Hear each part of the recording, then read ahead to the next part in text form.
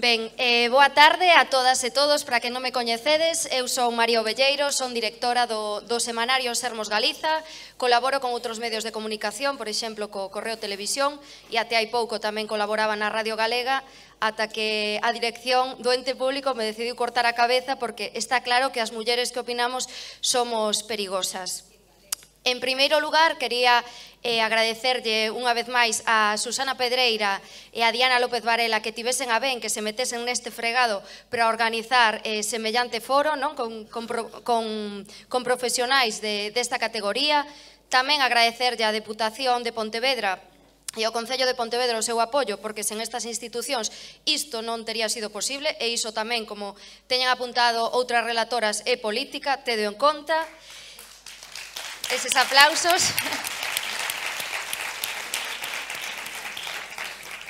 Ben, eu espero que esta cita poida consolidarse no calendario galego de cara a outros anos porque é realmente necesario, non? Que as mulleres teñamos o noso propio espazo e que poidamos empoderarnos nos medios de comunicación. Desde aquí tamén me gustaría enviarlle un saúdo agarimoso a todas as mulleres xornalistas que escribimos en galego, que opinamos en galego. Aquí tivemos esta mañá a Inma López Silva, voto en falta que non puidese haber algunha relatora máis neste sentido, porque, vaya, as mulleres que escribimos en galego en Galiza, pois ao final sufrimos unha dupla discriminación, unha dupla exclusión, precisamente pola nosa condición de mulleres e tamén pola nosa condición de escribirmos en galego, asfixiado como está o galego en todos os medios de comunicación polo castelán. Ben, grazas.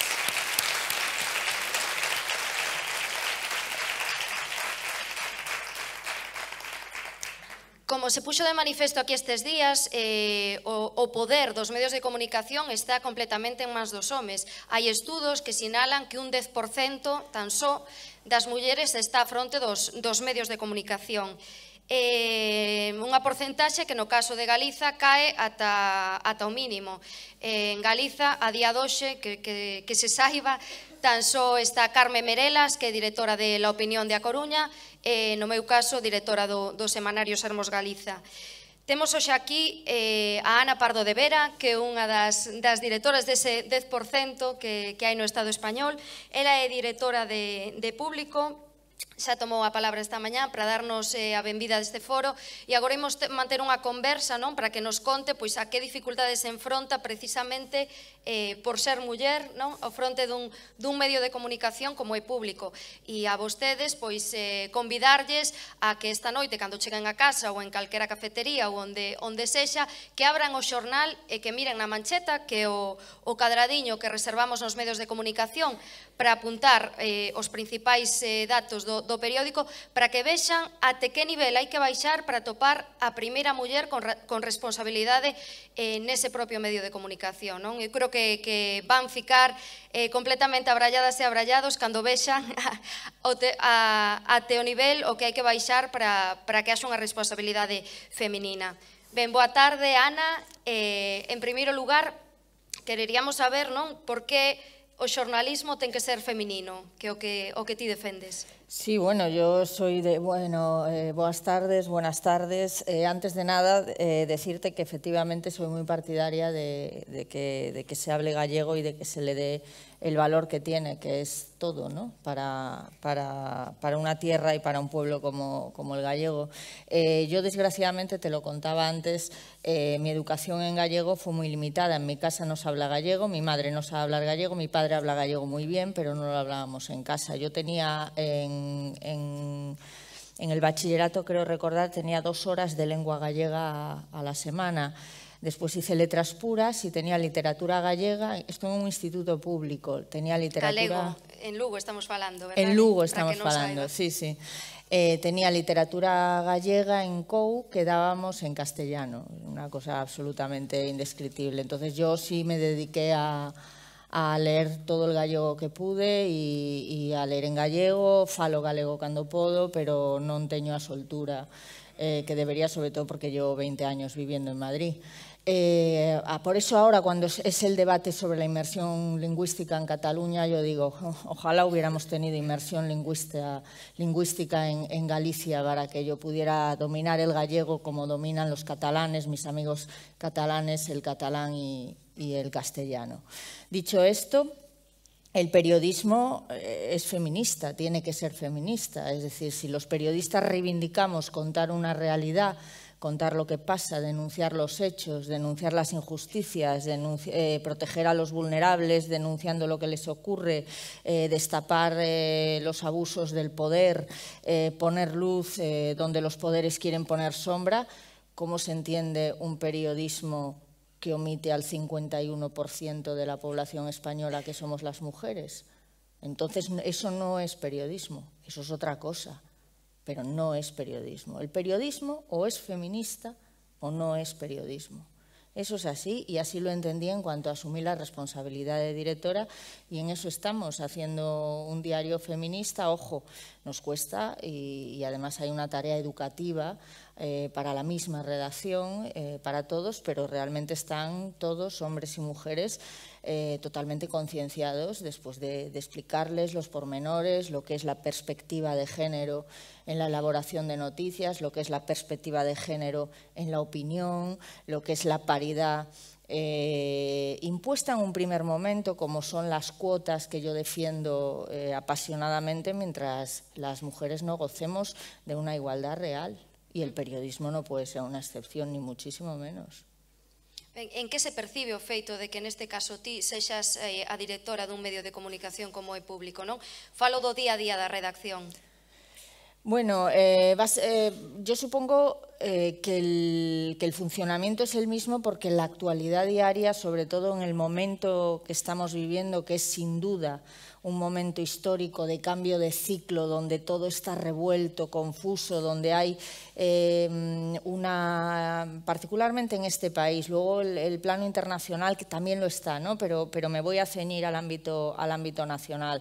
En un momento en donde los poderes van por un camino paralelo y la ciudadanía va por otro camino, donde se revuelven, ha reventado, buena parte de la crisis social ha reventado por Cataluña en forma de conflicto territorial también, además del propio independentismo, etcétera.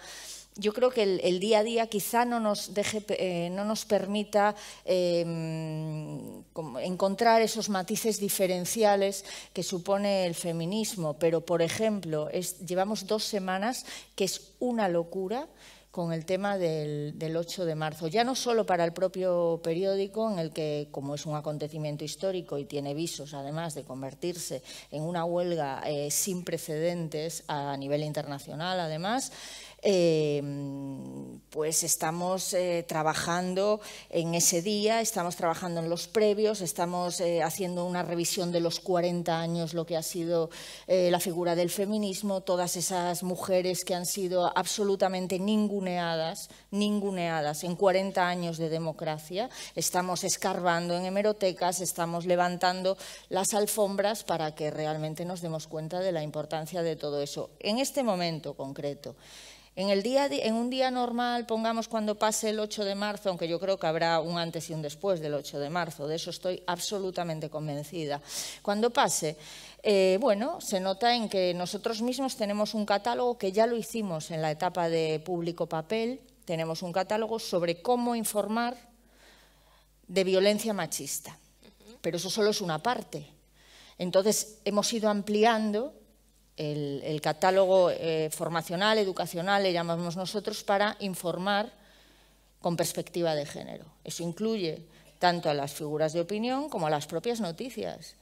¿Por qué las fuentes, cada vez que les digo yo, por ejemplo, haz esta pieza de lo que sea, de política, de lo que sea, y consulta a catedráticos o catedráticas, a expertos?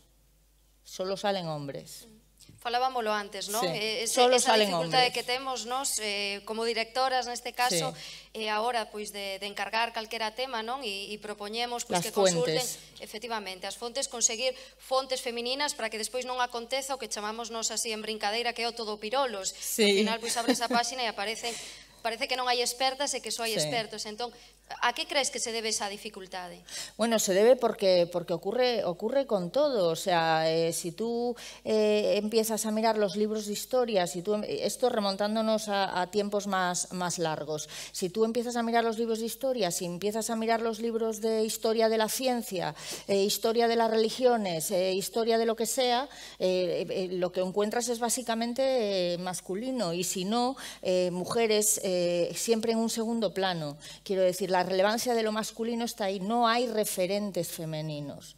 O sea, hay referentes femeninos, pero son una mínima parte. Es ahora, pero con el esfuerzo de quienes trabajan en ello, de especialistas. Hay agencias de comunicación y género que te dan un listado de todas las catedráticas, de todas las expertas científicas, escritoras, etcétera, etcétera, para que los periodistas vayamos a consultar a mujeres y tengamos el 50% de fuentes masculinas y el 50% de fuentes femeninas. ¿Cómo vamos a prescindir de eso? Es que la objetividad de nuestras noticias va en ello. No podemos prescindir de eso.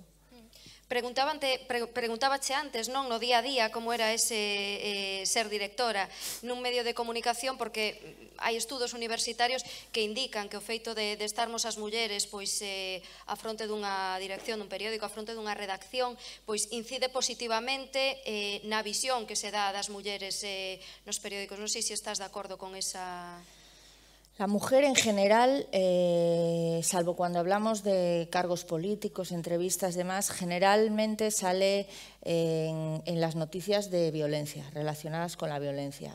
Todos los estudios lo indican, que en la mayor número de noticias que protagoniza una mujer, sobre todo ahora, desgraciadamente son en términos de violencia, es decir, en páginas de sucesos. Violencia machista, violencia sexual, todas las violencias machistas, porque no es una sola. Por lo demás, bueno, pues poco a poco se va haciendo el esfuerzo de tratar de... Lo primero que hay que hacer es denunciar la situación, y a partir de ahí reconstruir unas estructuras, porque esto no es casualidad, esto es una estructura basada en lo masculino que ha ignorado completamente lo femenino, y nosotros no solo tenemos que sacar nombres de mujeres, es que tenemos que reconstruir toda una estructura social que está absolutamente amarrada al poder, y eso cuesta muchísimo, porque las resistencias son enormes, y ahí es donde lo notas. O sea, yo como directora, vamos a ver, en España solo el 11% de los puestos directivos están ocupados por mujeres en los medios de comunicación. El 60% de las universitarias, el 60% de estudiantes en las facultades de periodismo son mujeres, y más del 50% de media en las redacciones son mujeres. ¿Qué pasa con los puestos directivos? Pues pasa que no se ceden tan fácilmente, porque el patriarcado, el poder masculino tiene sus propias estructuras, todo eso le supone una serie de privilegios altísimos y no van a renunciar a ellos tan fácilmente. Ese es un tira y afloja, es una batalla diaria. También te digo, hay muchos hombres que dan la batalla. Hay muchos hombres que dan la batalla. Nosotros el 8 de marzo vamos a sacar un especial impreso contando un poco estos 40 años, lo que ha sido la historia del feminismo, la aportación, las mujeres ninguneadas, bueno, pues todos los hechos más abrumadores relacionados con mujeres, generalmente y desgraciadamente violencia machista, la evolución de lo que ahora ya es sin ninguna duda violencia de género, etcétera, etcétera. Casi todos, las ilustradoras son todas mujeres. No nos ha costado nada encontrarlas, pero apenas aparecen en los periódicos generalistas. Bueno, apenas. Yo es que diría que no hay ninguna mujer que haga las viñetas de política como las hacía tan excelentemente el malogrado Forges. No hay ninguna, no hay ninguna. Pero hemos contado con algunos hombres también, como Octavio Salazar, como Miguel Lorente, que son hombres muy, muy implicados en la lucha contra la violencia machista y en la lucha en pro de la igualdad. Falabas agora, non, de que o humor gráfico estaba feito por mulleres, nese especial que de sacar con motivo do 8 de marzo. Sí, Emma, que estuvo aquí, va a ser unha de las que nos ilustre. Está aí. Quería preguntarche tamén, non? Supoño que teredes as mesmas dificultades que nós, por exemplo, para topar mulleres que escriban artigos de opinión, non? Sí. Nos Sermos en Papel, por exemplo, temos máis cantidade de mulleres articulistas que de homes, que eu creo que iso é algo bastante infrecuente absolutamente excepcional, casi. Tamén nos te costado moito traballo, hai semanas de feito na que as opinadoras son mulleres, entón quería preguntarche, non? A que crees que se debe esa dificultade? Bueno, yo creo que es lo mismo que a la hora de elaborar los artículos y buscar las fuentes de información, de análisis, de lo que sea. Hay menos referentes y como hay menos referentes, hay poco a poco va habiendo más, pero quiero decir que es una parte ínfima de lo que por cada 10 hombres, a lo mejor en la televisión, cuando en las tertulias, los canutazos, los expertos, salvo en la política, que hay más mujeres, por cada 10 hombres te sale una mujer nada más. Entonces, cuando un medio automáticamente busca sus referentes rápidamente, necesitamos opinólogas, entre comillas, sobre esto, sobre lo otro, no las encuentras. Entonces tienes que buscar. Nosotros recurrimos muchas veces a la Agencia de Comunicación en Género, debatimos, buscamos aquí y allá, incluso en diarios latinoamericanos. Nos interesa mucho el tema de la violencia machista en Latinoamérica porque pese a que en países como México es una violencia salvaje, El Salvador contra las mujeres y demás, allí hay un activismo brutal y creo que aquí no lo estamos contando. Ben, tamén quería preguntarche polo uso da linguaxe inclusiva, non? Sí. Como resolvedes? Porque moitas veces, nas facultades de Ciencias da Comunicación apréndesenos que debemos de optar pola economía da linguaxe. Sí. Temos visto, non, saídas de machos da Real Academia Española, no caso a nivel estatal, en contra da linguaxe inclusiva. Quería saber como opta público pois por tamén achegar esa perspectiva de xénero a nivel do uso da linguaxe. Nosotros utilizamos el lenguaje inclusivo más que utilizar el masculino y femenino, los dos, utilizamos el lenguaje inclusivo que cuenta muy bien una guía que tiene la Diputación de Pontevedra, que ayer me miré por la noche y que está completísima. Por ejemplo, en lugar de trabajadores y trabajadoras, el personal. Eso exige un valor añadido de esfuerzo y de aprendizaje, obviamente, pero es que en eso estamos, ¿no? Así que me voy a llevar la guía, Carmela, a la redacción de Público la voy a repartir a todos los redactores, la voy a tener allí como referencia y decirles, señores, miren qué fácil nos lo van a poner ahora, porque me parece fundamental. Y no se trata tanto de estar repitiendo señores y señoras, trabajadores y trabajadores, que de momento hay que hacerlo. Yo personalmente en mis artículos siempre escribo los, -as o las, -os, pero como forma de advertencia de, oigan, que el lenguaje está completamente masculinizado. ¿Y los señores de la Real Academia? A ver, que en la Real Academia está Arturo Pérez Reverte, Javier Marías, Juan Luis Cebrián. ¿Qué quieres que te diga? ¿Qué quieres que te diga?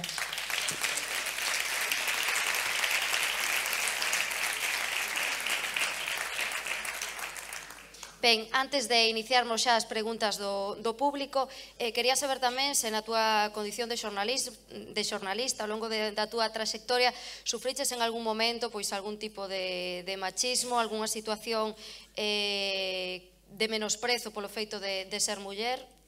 Lo contaba antes Celia, no voy a lanzar la carcajada de Sharon Stone cuando le preguntaron, ¿usted ha sufrido alguna vez o ha presenciado algún caso de acoso sexual en el cine? Y se puso a reír, claro, porque era una pregunta. Todas las mujeres, sin excepción, hemos sufrido violencia machista y acoso sexual.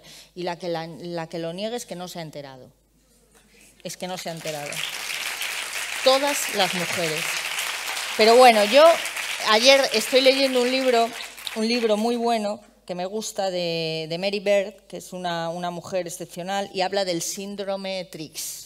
Y voy a explicar cuál es, porque yo creo que lo resume fácilmente, y así te resumo todas las situaciones que desde que asumía la dirección y de público y ya antes he sufrido. La señora Trix es el personaje de una viñeta de la humorista gráfica Rihanna Duncan, que es quien mejor captó el ambiente machista de una sala de juntas en la que podrían estar reunidos hoy mismo los directivos de los principales medios de comunicación españoles, como mínimo. Y me recuerda, por ejemplo, a una comida que tuve hace poco, éramos unas 9 personas, con un embajador muy destacado latinoamericano, de directivos de comunicación, y éramos 9 hombres y yo. Y entonces el embajador decidió que, porque era la única mujer, me tenía que sentar a su lado por imposición, y además no se sentó él hasta que mis glúteos estaban perfectamente colocados en la silla. Con lo cual era una situación absolutamente, pues claro, yo miraba y decía, aquí está el retrato, pero sigo con la señora Trix. Está la señora Trix sentada en la mesa de la sala de juntas junto a 5 hombres con corbata. Está sentada la última, es decir, presiden la reunión, hay dos, y aquí la señora Trix. Entonces está sentada la última y se tiene que inclinar bien para hacerse oír y hacer una propuesta que tiene ella sobre los temas que se están tratando. Entonces la hace, le escuchan en perfecto silencio. Cuando ha terminado de hablar, el hombre que ocupa la cabecera de la mesa, el que preside la reunión, dice en alto: es una excelente propuesta, señorita Trix. Quizás alguno de los hombres aquí presentes quiera hacerla. Pues esa situación, así de veces.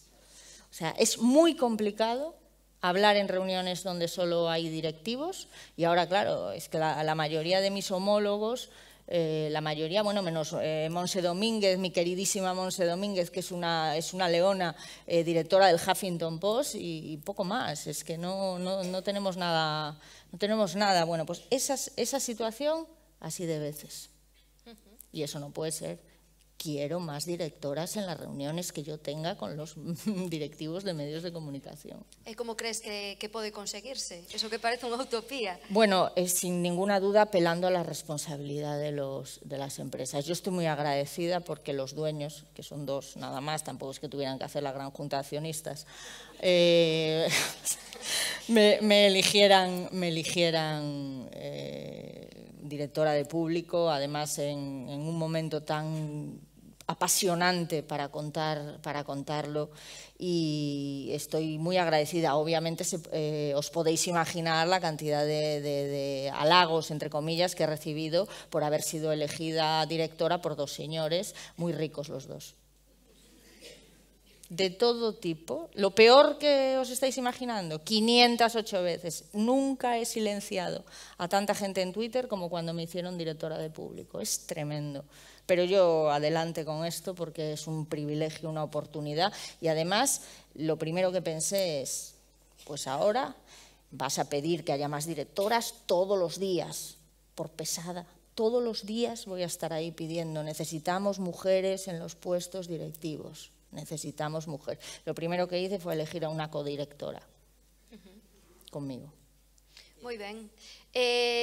Abrimos agora a quenda de palabras para o público. Non sei quen quere facer alguna pregunta.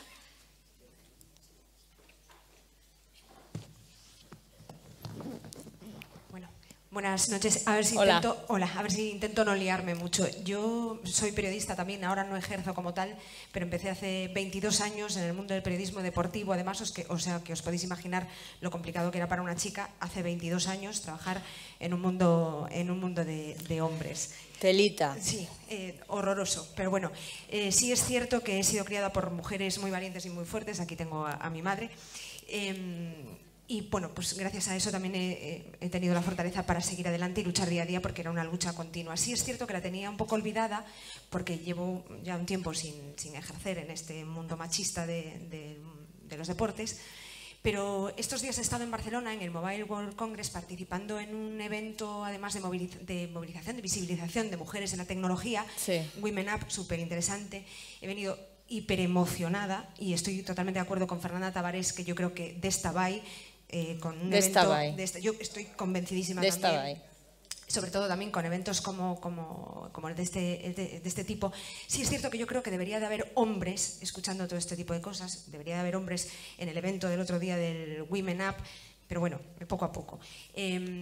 Lo que yo quería decir es que la conclusión que he sacado de tanto el movimiento del otro día como lo de esto es que para mí lo fundamental, aparte de la implicación de las instituciones, eso es súper evidente, para mí también es fundamental la educación, pero no la educación, bueno, la hablabas tú esta mañana, sí, no solo en los coles, sino en las casas. A mí es donde fundamental. me parece fundamental. No solo de las madres, sino de los padres. Y no solo a las niñas, sino a los niños. Porque es que, y en el caso de tu reciente, bueno, de tu nombramiento como directora, ahora lo decías, y además eso es mi pregunta, que te han nombrado 2 hombres.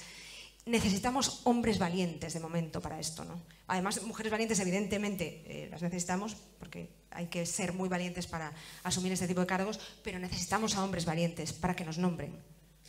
Por supuesto, es que es fundamental, es que si no, no podemos. Si no, no podemos. Teniendo en cuenta que partimos de estructuras masculinizadas completamente, si esos hombres no dan el paso adelante para nombrarnos y atrás para cedernos los puestos, no podemos.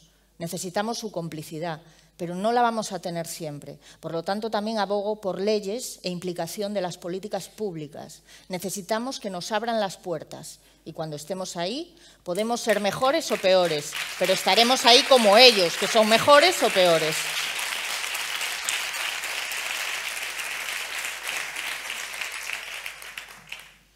Hola Ana, yo te Hola. quería preguntar a ti como directora. Ayer hablaba Elisa Beni de hacer pasillos y de aquel partido de fútbol en el que el becario conoce al director. Tú como directora, ¿cómo tomas las decisiones a la hora de pues decidir un ascenso? Depende de cada caso. Primero me tienen que decir que puedo ampliar plantilla. Si alguien no me funciona en ese puesto, nunca jamás se le echa, jamás. Se le intenta mover a otros puestos para ver si funciona muy bien. Oiga, porque no todos servimos para todo. O sea, quiero decir, hay gente que es muy mala para mandar y sin embargo hacen una labor de corresponsales maravillosa. Entonces las redacciones necesitan personal de muy variado pelaje, como todos sabemos, con lo cual vamos y después el tema de los becarios, me preguntas por eso concretamente, los entrevistamos a todos y a todas, sin ninguna duda, varias veces si hace falta, pero es fundamental. Yo creo que además tenemos la suerte, solo en eso, de ser una redacción pequeña relativamente comparada con lo que, como están siendo ahora la mayoría de los medios digitales, comparada con lo que fuimos en Público Papel. Y entonces, bueno, pues tengo la suerte de conocerlos bien a todos, de saber de qué pie cojean. A ver, yo he salido, yo era corresponsal política, cubría la información del Gobierno, del Partido Popular y de la Casa Real. Y de ahí pasé directamente a la dirección, que fue como, perdón, me lo dijeron antes del verano y me escacharraron el verano, claro, porque ya no pegaba ojo. Pero los conozco a todos maravillosamente. Y eso me permite pues decidir, oye, este es fantástico, vamos a ponerlo lo hicimos hace poco, el redactor de Cultura, me parecía que tenía unas ideas muy buenas, me parecía que además era una persona con mucha iniciativa, valoro mucho la iniciativa todo el tiempo y lo pusimos de redactor jefe de última hora. Hace poco, un chico muy jovencito, ayer hay. Y así todo, quiero decir, con comunicación, con conocimiento y con un estrecho contacto con la redacción, sin ninguna duda. Y preguntando mucho al resto de redactores jefes y, por supuesto, a mi queridísima Virginia, que no podría vivir sin ella. Hola, 2 preguntas que están un poco relacionadas. Hola, también con lo que acaban de preguntar y un poco con lo que acabas de decir. ¿Tu horario laboral ha cambiado? Es decir, ¿trabajas más horas o menos horas desde que eres directora? Trabajo las mismas, porque el periodismo no tiene límites. Tú te levantas con el pinganillo de la radio en la oreja y te acuestas mirando los resúmenes de prensa, las portadas de los diarios, etcétera, etcétera. Eso lo hacía ahora y lo hacía antes y lo sigo haciendo ahora. El trabajo es diferente. Sobre todo porque el peso de la responsabilidad es muchísimo mayor. Y es verdad que antes era corresponsal política, con lo cual andaba un poco, me organizaba yo un poco a mi aire en función de lo que había, de la actualidad política, iba muy poco a la redacción, etcétera, etcétera. Ahora me tengo que organizar de otra manera y a veces, lo decía por la mañana, a veces me siento un poco como un sándwich porque tengo a la propiedad y tengo a la redacción. Y entonces yo estoy en el medio, llena todo el rato de peticiones, reivindicaciones, pues esto no me sale, pues esto hay que hacerlo así, pues esto, ¿cómo me puedes ayudar? Pues esto, tienes que hacer esto, tienes que hacer lo otro. Quiero decir, echo mucho de menos la calle, muchísimo. Pero bueno, estoy aprendiendo también mucho, sobre todo en el trato humano con la redacción y estoy valorando muchísimo las generaciones que vienen de periodistas. Están hiperpreparadas. Y intento luchar contra el precariado con uñas y dientes con los propietarios porque creo que hay gente buenísima que se merece, vamos, los mejores salarios y los mejores puestos, de verdad que sí. Menuda generación de periodistas nos viene. Yo lo decía un poco por la segunda pregunta que te quiero hacer ahora. ¿Valoraste a la hora de aceptar o no? Supongo que no tuviste que pensar mucho, pero ¿valoraste hasta qué punto iba a cambiar tu vida personal aceptando ese puesto? Lo digo porque además del famoso techo de cristal y de todas las razones, el mundo empresarial está dirigido básicamente por hombres. Absolutamente. Los horarios de trabajo los marcan los hombres. Entonces, yo creo que también, y es indudable que yo creo que hombres y mujeres tenemos maneras diferentes de ver la vida y de prioridades y objetivos. Entonces, yo soy de las que pienso que hay muchas mujeres que no son más visibles y que no optan a puestos directivos porque no les compensa lo que igual van a perder de vida personal. Es una opción, o sea, me parece, sí, todas las opciones son válidas, todas ¿no? son legítimas, yo no estoy diciendo, sí. Con esto no estoy juzgando ninguna de las dos, ¿no? Por Te eso entiendo. mi primera pregunta era un poco mala, ¿vale? O sea, sí, no, pero a ver, tengo que viajar más ahora. Viajo mucho a Barcelona, tengo más responsabilidades como imagen del periódico y eso me implica, pues eso, viajes, llegar muy tarde, tengo que estar presente en los cierres, etcétera, etcétera. Dicho lo cual, tengo un niño de 3 años y es muy fácil de describir. Mi propio ha asumido el rol de madre tradicional en mi lugar. O sea, si nos remitiésemos a hace muchos años, y no tantos porque sigue ocurriendo, mi propio sería la madre tradicional y yo sería el padre tradicional, que es la que trabaja todo el rato, pasa poco tiempo en casa. He conseguido, eso sí, ahí me he impuesto, los fines de semana, aunque vaya enganchada al iPad, son sagrados. Porque si no, no veo al niño y tampoco es eso. Pero sé, esto lo hablé con él antes de dar una respuesta y lo asumió porque hoy por ti, mañana por mí. En eso he tenido muchísima suerte, pero como debería de ser. Quiero decir, yo he tenido muchísima suerte por tener a mi pareja que es consciente del puesto y de la oportunidad que para mí supone, y los hombres no han tenido suerte por tener a mujeres que han dejado su trabajo porque a ellos les han dado... No, pues a unas veces les tocará a unos y otras veces les tocará a otros. ¿Y si nos toca a los dos? Pues oiga, tiraremos de niñera, de abuelos, de lo que sea, pero lo que no puede ser es que abandonemos oportunidades como la que yo he tenido porque tengo un niño de 3 años, que es un niño absolutamente feliz y sí, es verdad, las mujeres vamos ahí con ese remordimiento y tal, pero yo cada vez lo siento menos. Solo un pequeño...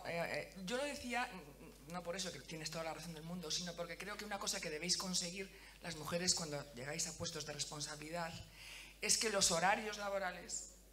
bueno, en el caso... Sí, entiendo lo que quieres decir. En el caso del periodismo igual no es muy aplicable. Es imposible. Pero, vale, pero ya te lo digo. en otros campos, pero es que el periodismo es una forma de vida, ya sabes a lo que vas. Y es tal la vocación, por lo menos en mi caso, que no lo concibo de otra manera. Quiero decir, yo sé que la vida profesional de un periodista ocupa mucho más espacio que a lo mejor la vida profesional de otro oficio. Pero de verdad, lo dijo Gabriel García Márquez, es el oficio más hermoso del mundo. Si no, no se entiende que con los salarios que tenemos, la precariedad que tenemos y todo, los chicos y los redactores y redactoras jóvenes quieran seguir siendo periodistas. Es una profesión adictiva, maravillosa. Y además, en mi caso, la asumo como una profesión de servicio público. Y eso, pues ante eso, ¿cómo me iba a decir que no mi propio después de soltarle este discurso?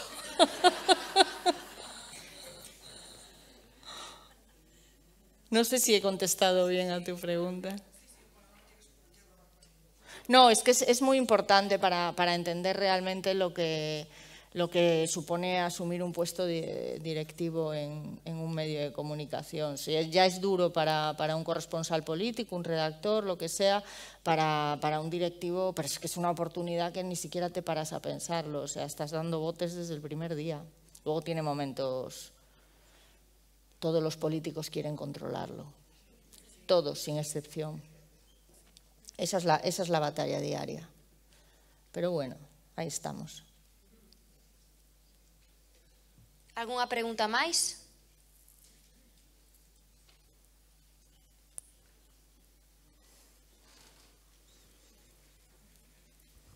Hola, Ana querida. Hola, amada mía. Ya sabes que nos tenemos que casar, pero bueno, además estoy en tu tierra. Pues, a ver, te comento. Bueno, yo te sigo, como sabes. Y yo a ti. Es que esto va a ser así todo el rato.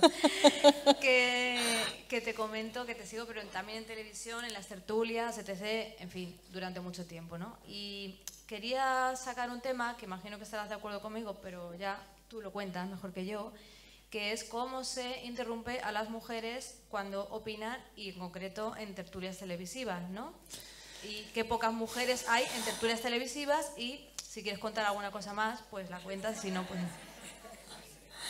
Bueno, yo en eso soy muy tajante. Yo creo que hay unos límites y si no se cumplen me levanto y me voy. Quiero decir, no, lo hice en una ocasión de una cadena importante de televisión y todavía lo estoy pagando, pero no lo entendía de otra manera. Quiero decir, lo que no se puede permitir es que una mujer esté en inferioridad de condiciones frente a un hombre en una tertulia. Por ahí sí que no paso. O estamos en igualdad de condiciones o me levanto y me voy, con gran dolor de mi corazón, porque es verdad que disfruto las tertulias y además creo que se me nota. Ben, quedamos en tempo para ninguna outra pregunta. Agradecerlle a Ana Pardo de ver a súa participación aquí y de verdad, e de novo enhorabuena, a Diana e a Susana que tivesen a ben organizar este foro.